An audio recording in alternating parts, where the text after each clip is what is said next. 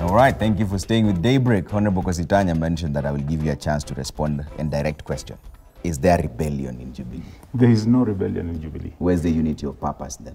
Well, the unity of purpose is seen in many other things, and government runs very many programs.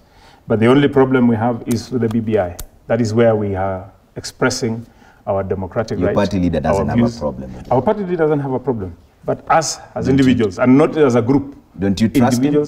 We trust him. We trust him. But on this one, it's a wait and see story.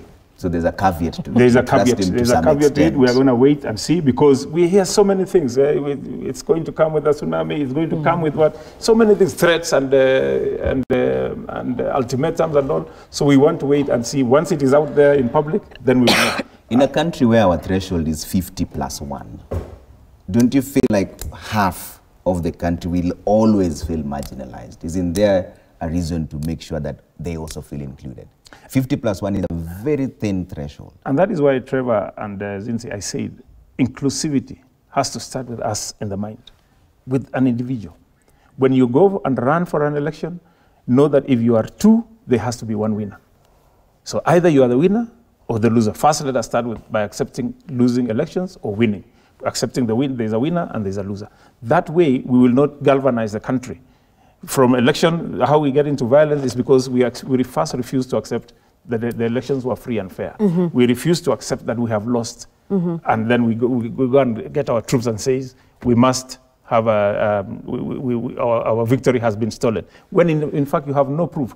And in fact you find some leaders, up to today, they still talk to Liibiwa. That story has to end. We have to believe in the institutions that run our elections. The whole presidential election was nullified for the first time. Yes, and we went for a repeat, which was boycotted by the person who had sought the nullification. You still think there was so you see, there's still that what we need to sort out is our mindset at the time of election. That is where the problem is. Let's come back to that. We don't have an issue between after elections and before. If an election is nullified, how can you say there was no evidence? And then you also say that we need to trust our systems. Well, isn't that double speaking? It was nullified. There's been no evidence that there was election rigging. Do you think that it was just nullified? It was nullified based on technicalities. It was never nullified based on how many votes did Uhuru Kenyatta and William Ruto get and how many votes did the others get. It was never nullified on the basis of difference in the counting of votes. 1, 2, 3. It was never nullified on that. It was nullified on technicalities. All right, Honorable Caleb, allow me to take you back, so forgive me about this one, but just talking something on that one? All right. Yeah, because what I'd like to say on the issue of elections, you remember the worst form of post-election violence we've had in this country is in 2007. Yeah. And 2007, you remember, Raila Odinga, Ruto were all on the same side, and they were all saying that that election was not properly conducted. And the leader of the, the person who was also vehement about this issue was William Ruto, about that election not having happened well. And I'm sure Caleb Kositani was with him in that process. To say that there are times when elections in this country have not been free and fair. And so to say that we must always accept that elections are free and fair, and to support you, Trevor, including in 2017, where the Supreme Court said that the election was not free and fair. So to say that we will always say elections are free and fair, that first we must start by saying that elections will always be free and fair, that is not the premise to begin. The premise to begin is, how do we fix our the point on the BBI agenda on divisive elections, how do we fix it? So we must speak from that point, not by saying Kenyans must go back to their minds and say elections can be lost. Of course, elections can be lost, but then we must fix that issue of divisive elections and answer the question is, why do Kenyans usually fight? Sometimes it's about credibility of our electoral institutions. Sometimes it's about people feeling left out and so on. And so I just want to correct that bit. So, Honorable Fatuma, quickly before I toss it back to Caleb. I want to cut that, take that point. How do we end divisive election? I think we're having issues with the ABC. And I think for us, we need to have an overhaul of the entire IBC so that we have new team that can really deliver to the Kenyans. The other thing is about the winner-take-it-all approach. Yeah. That is where we're going wrong. And when the president spoke, he said, this winner-take-it-all, approach, we must stop it so that everybody is on board. Okay. And I think there is nothing wrong with that. When you have every community on that table, who's going to fight there? But when we are concentrating on a presidential election, that is where we are going to have a lot of disunity and a lot of problems in this country.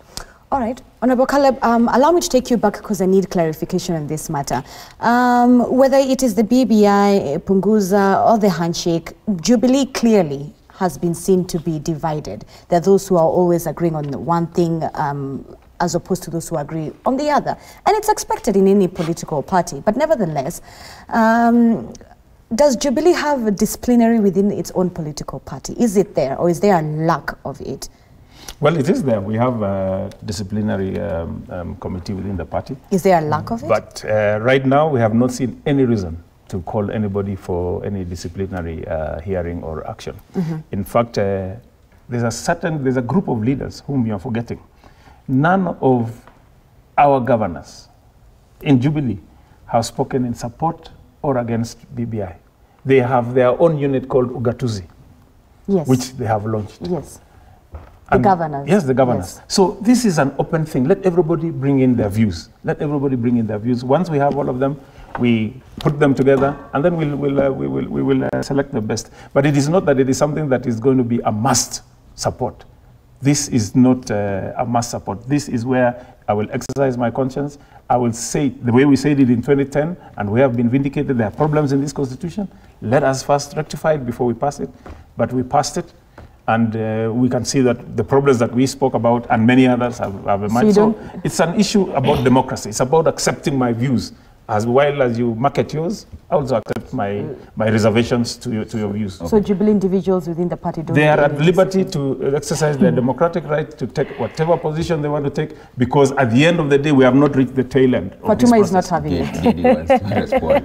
You see, I think Caleb is the vice chair. Yes. No, the Deputy Secretary General of Jubilee Party. And he's telling us there is a disciplinary committee, but they've not seen reason why they should call members to discipline them. You remember this lunatic MP from Wasingishu, Sudi, who openly abused women. The other time he was abusing Rachel Shebesh.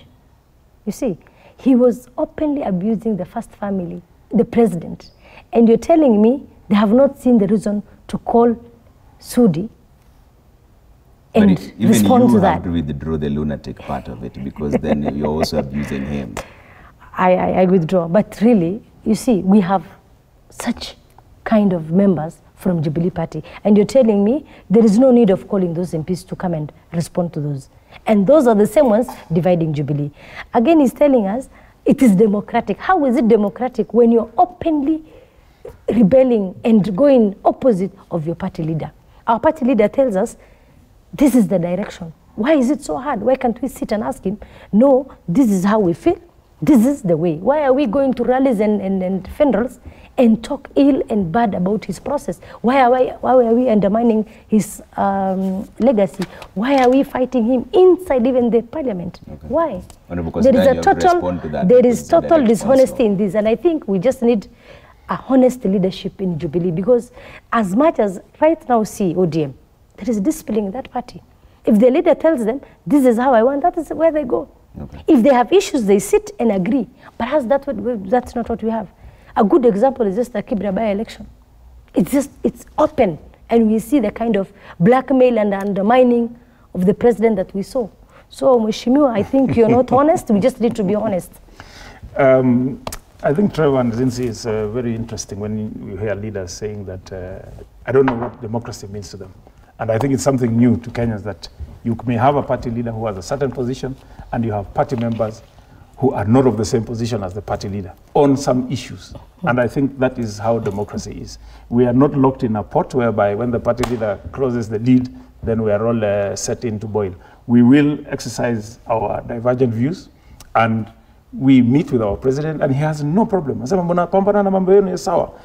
with your issues and we'll agree. And that is how democracy is. So these people are need to learn from Jubilee what democracy is. It's a new thing to them. It is going to come out.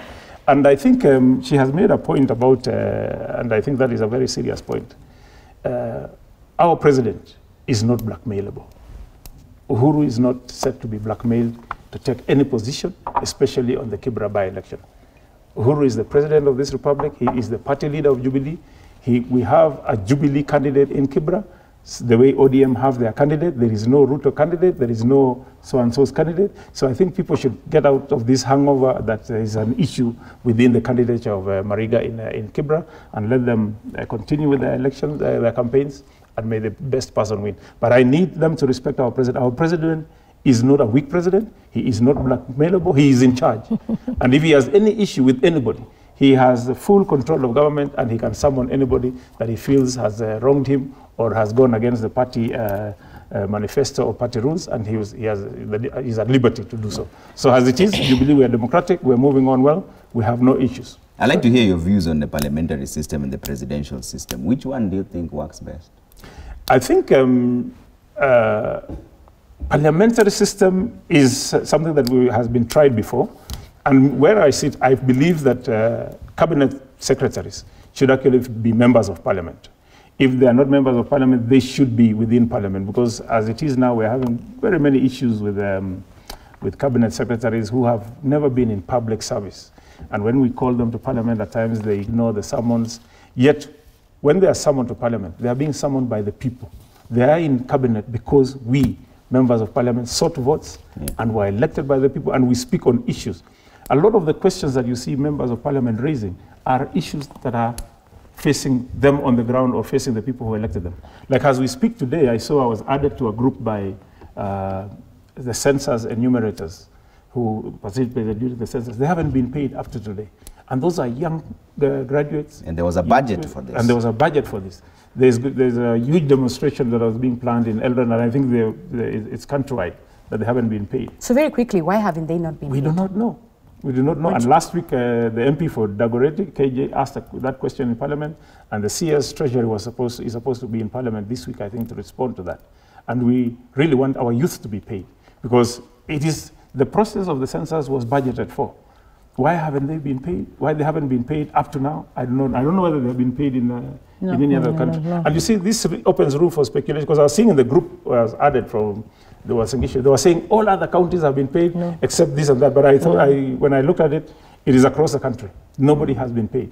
And that is a very serious issue, because those are the youth. They went for those jobs. We gave them hope. Then now we have, and maybe they have borrowed 1,000 or 2,000 shillings in order to be able to do that process. And then right now they haven't been paid. Okay. So those are things that we need speeded up. And I would support a parliamentary system, so long as also we have checks and balances. We really need to have a system that will work, a system that will not burden Kenyans more, a system that will not be abused, a system that the Kenyans will feel that their views are being aired properly. Honorable Wanga, we're coming to an end on this discussion, but I'd like to find out from you, where is the middle ground now? Well, I think the middle ground will be found, because first of all, let me first finish on the issue of I don't belong to Jubilee, but if you see what is happening in Jubilee, if you don't know what rebellion is, that is what it is. There are two centers of power. There is a center of power controlled by the deputy president, and another center of power controlled by the party leader. The way it should be is there should be one center of power, who is the party leader. And on a matter of national importance such as this, you see even this picture in the Standard, it was launched at the deputy president's residence. What the president was trying to do here was to just bring the leadership together, including going to his own house. You know, once you've gone to somebody's house and eaten together, there should be, you know, so if those who are saying that somebody has not been included in the handshake, these are some of the efforts that there was to just bring things together. And still, the other center of power of William Ruto has refused to toe the line that the president has taken. It doesn't take anything for you to know there's rebellion. If your party leader stands in public and says, Jameni wa Kenya, this is what I want us to do, And you see people like even Honorable Kositan coming on TV and still saying, I have my democratic right, then you know that is rebellion. But let's come back to the question you're asking about the middle ground. The BBI outlined 9 issues. They've gone around the country to hear what Kenyans say. I'm sure what they will tell us in that report is, on the matter of inclusivity, Kenyans gave proposal 1, 2, 3, 4. On the matter of devolution, Kenyans gave proposal 1, 2, 3, 4. On the matter of, say, women in leadership, Kenyans gave the following proposals. Now, nothing will be a finality in that report. They will say what Kenyans have said. You know, they've just synthesized our views. So even if you want the full manuscript of what each and every Kenyan who went before them said, after that, this is what I hope will happen. There will be now experts. You know, you remember these were statesmen and ladies, you know, going around collecting. Now, there will be people charged with synthesizing those views and crafting a bill. Because you can't change, if they are proposing changes to the constitution, you can't change it without a bill. So there would have to be now a bill, which is similar to what Okot had. And the difference between BBI and Okot's process was, Okot just sat and crafted a bill. BBI have gone around the country, and then after this they will give a report. After the report, it will be synthesized into a bill. All of them inclusive processes. Then Kenyans will decide if they want to change the constitution through a popular initiative. The bill will have to go to the counties. If we agree with it as parliament and there is nothing in that bill that requires a referendum, the bill will be passed. If there are things that require a referendum, Kenyans will decide to go for a referendum. Okay. So it is, I don't see a Kenyans more inclusive process than this one. Okay. So there is a lot of time and there is a lot of room. And I'm happy that even Caleb has said, what they want to see is what is in the report. I think what is wrong is trying to throw the baby with the bathwater. But if we say, let us look at it, okay, if you see now, like just on this table, we've already agreed ministers or cabinet secretaries should come from within parliament. So you see now that is an issue that can be ticked and said, oh, they agree. If Kenyans agree, we tick it. Another issue, we tick it. Now we go issue by issue. Okay. Then when we finally finish, we vote on the bill. All right. Okay. Let's see what you're saying on social media. There's a lot of feedback from Kenyans as well. At Citizen TV, Kenya, Trevor Mbija, @Zinzi_K, #Daybreak, let's bring them up. And then we also have tweets, SMSs 22422 is the SMS line. Let's start with Tandia Titus. It says the problem we are facing now is not because of the leadership positions. It is about poor leadership exhibited currently. Kindly let's focus on implementing what we have. BBI won't solve unemployment, food security, and unemployment again. All right, Kip, good morning. You say it's not wise to amend the constitution now. We've not implemented it to the fullest. These proposals for amendment are actuated with malice. Some people want to create positions for themselves. Common Kenyans are nowhere in this. All right, Omwando Vikiri says the problem we have in this country is having wrong people at the helm. As long as ethnic slavery coupled with the mindless and spineless politics is the guiding principle, Kenyans will continue languishing in abject poverty.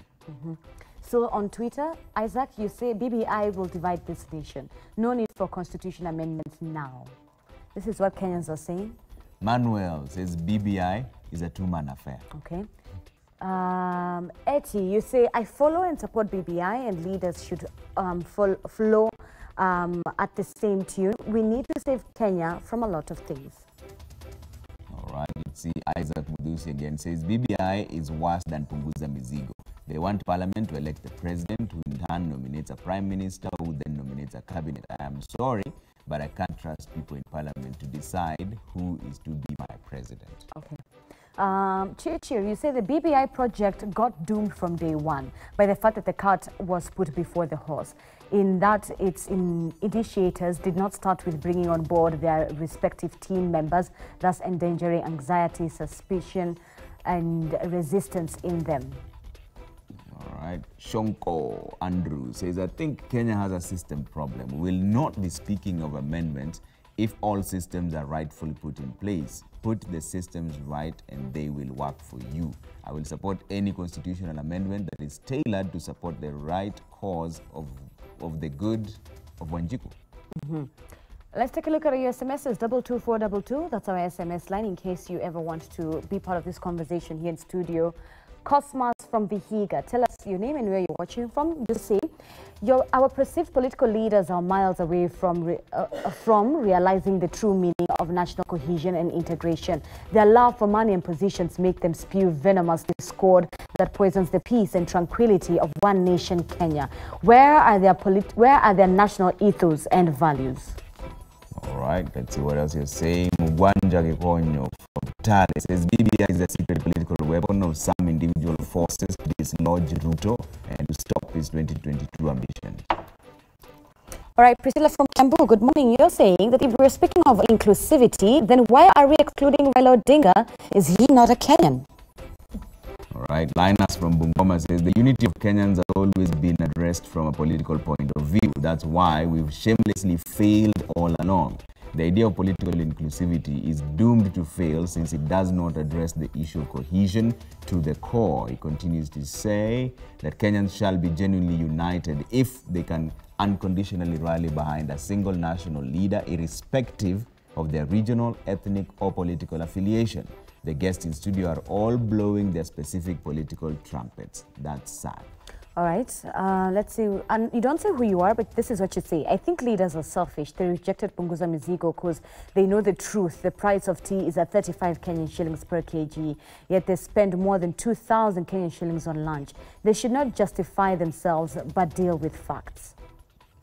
All right, let's see what else you're saying. You don't leave a name, but you say Wakenya wanabebwa na maji, wengine wanakufa kwa njaa, barabara haipitiki na hospitali haina dawa. Spare me on BBI and handshake things. Let's focus on matters beneficial to mwananchi rather than concentrating on things to embrace few individuals. Okay, let's take a look at the last one, trying to get in as much of your feedback as possible. All right, that was actually our last one. We need to take closing remarks from our guests, but even as we do that, Honorable Wanga, as you're giving your closing statement, there's one specific one that has been asked by our audience there, even from the feedback that we've seen. How will BBI solve unemployment, the flooding, hunger, and so forth? Kenyans feel at the end of the day the real issues are not being addressed. Okay. Even as you give your closing remark. Okay, I'll deal with that. So first of all, I'd like to say, because I've seen a viewer saying the BBI will get the president elected from parliament and so on. Those are misconceptions because the BBI report is not yet out. As I explained, the BBI will only put forward the views as given by Kenyans. Right. What is the biggest cause of unemployment? What is the biggest cause of some of the issues that we're dealing with as a country? One big cause is corruption. One of the key matters to be addressed by BBI in that report is the issue of corruption. One of the issues that, by the way, has been resolved since the handshake, can be say the war against corruption has really advanced since the handshake.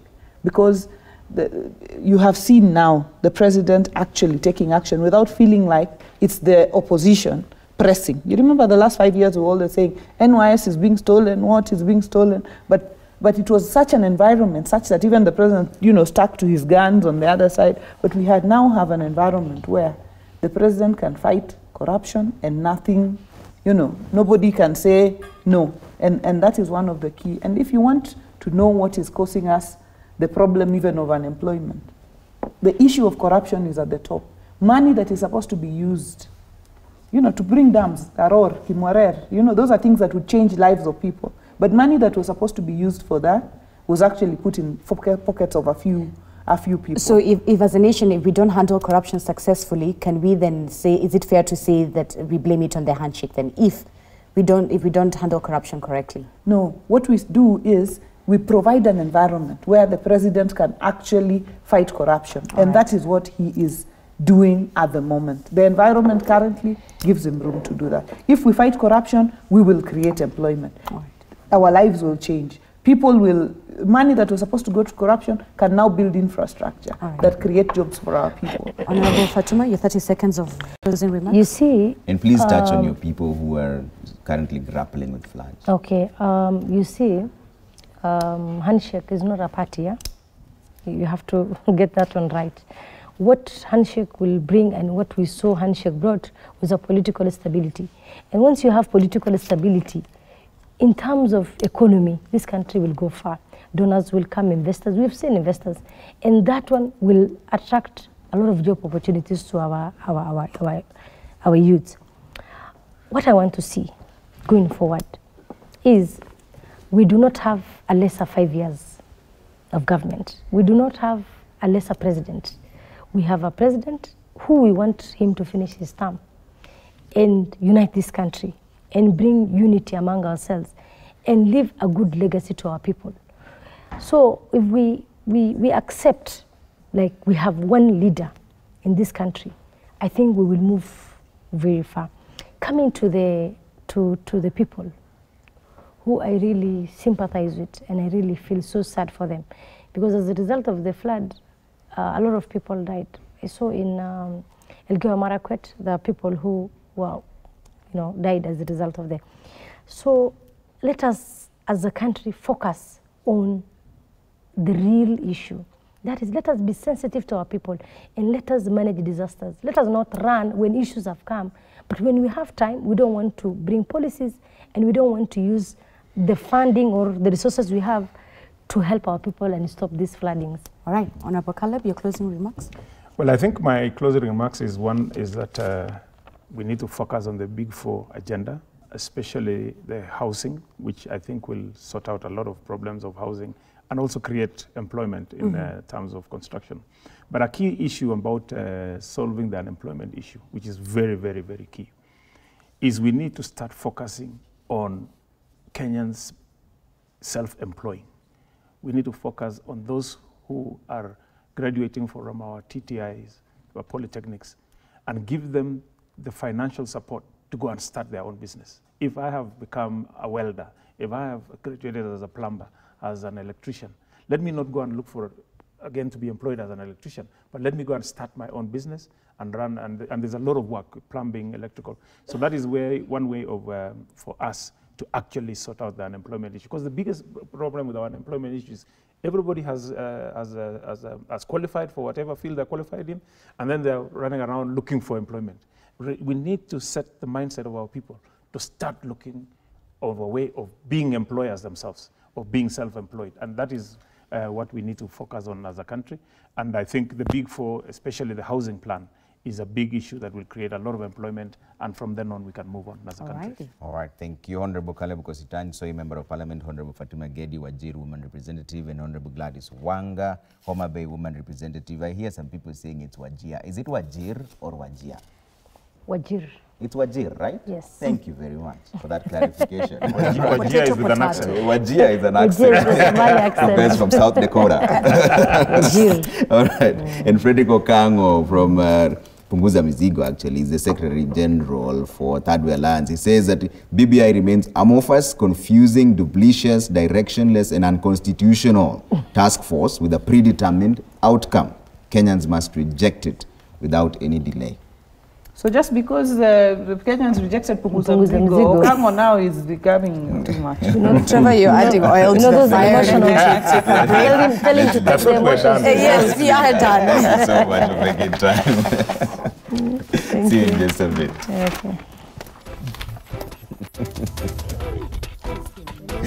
Okay. But I want to